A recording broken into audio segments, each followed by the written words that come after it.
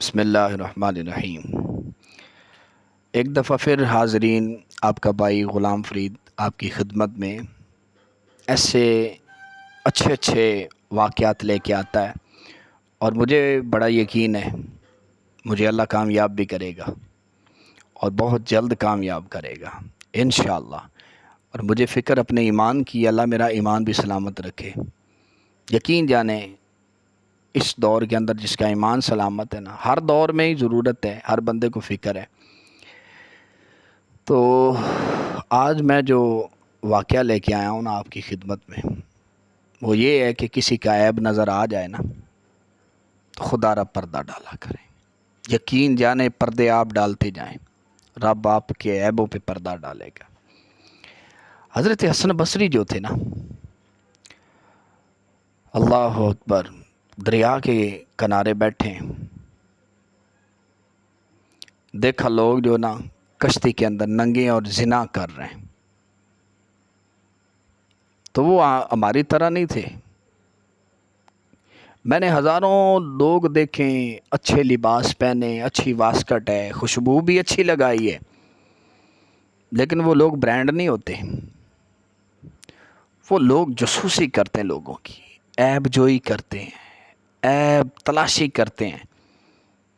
میں یقیناً میرے جیسے بہت ہزاروں لوگ آپ کو ملیں گے جنہوں نے اپنی زندگی کے اندر یہ جاسوسی لوگوں کی رکھی ہے، لیکن جو اللہ کے نیک بندے ہوتے ہیں نا، ان کے انداز ہی کمال ہوتے ہیں۔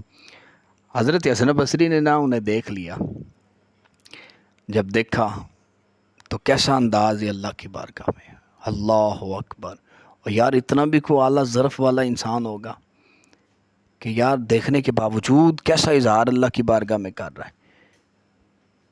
عرض کرتا ہے کہ مالک، مجھے یہ شک پڑا ہے کہ تیرے بندے جو ہے نا وہ تیری نافرمانی کر رہے ہیں، تو یہ نہیں جانتے کہ تو کتنا جبار اور قہار ہے، کتنا دردناک عذاب دینے والا ہے، یہ نہیں جانتے؟ مالک اگر مہربانی کر دے، انہیں ہدایت دے دے تو یہ تیرے بڑے فرمانبردار بندے بن جائیں گے۔ تو ادھر سے نا جو بدکاری کر رہے تھے مرد عورت، وہاں سے ایک مرد کی نگاہ حضرت حسن بصری پر پڑی۔ اس نے کیا دیکھا، کیسا منظر ہے یار، کسی کے لیے دعا کرنے کا، اللہ اکبر۔ حضرت حسن بصری کو جب اس بندے نے دیکھا نا، تو وہ دیکھنے کے بعد اس نے کیا کشتی میں سر رکھا، کہتا ہے یا اللہ تو بڑا رحمان ہے، آج تیرے بندے نے ہمیں دیکھ لیا، اگر تو معاف کر دینا تو ہم پکے سچے مسلمان بنیں گے اور اپنے گناہوں پر شرمندہ ہو جائیں گے، توبہ کر لیں گے۔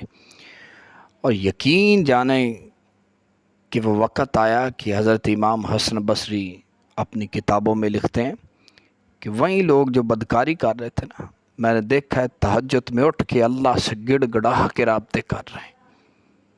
تو یہ ضرورت ہے، ہمیں کسی کا عیب نظر آ جاتا ہے نا تو 10 لوگوں کو اس کی کالز کرتے ہیں۔ میں نے ہزاروں لوگوں کو دیکھا ہے جنہوں نے اپنے فون جو ہے ریکارڈنگ پہ لگایا ہوئے ہیں، لوگوں کی باتیں سن کے لوگوں تک وہ نہ فارورڈ کرتے ہیں۔ یہ بہت بڑا گناہ ہے، آپ اسے چھوٹا نہ سمجھیں۔ زنا، شراب، ان چیزوں کو ہم سمجھتے ہیں، لیکن یہ جو لوگوں کی باتیں آگے فارورڈ کرنا اور چغل خوری کا سسٹم جو لگا ہوا نا اس وقت، گھر میں ہر تیسرا فرد اس میں مبتلا ہے۔ تو ہمیں چاہیے کہ کوئی کسی کا عیب نظر آ جائے نا تو اللہ کی رضا کے لیے معاف کر دیا کریں، رحم کر دیا کریں۔ آپ کو فکر ہے تو اس کے لیے دعا کر دیا کریں، اس کی بخشش کے لیے، اس کی ہدایت کے لیے دعا مانگا کریں۔